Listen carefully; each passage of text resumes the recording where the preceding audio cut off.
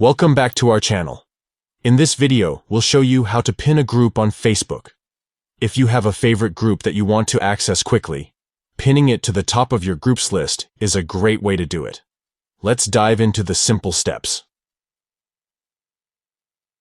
Step 1. Open Facebook.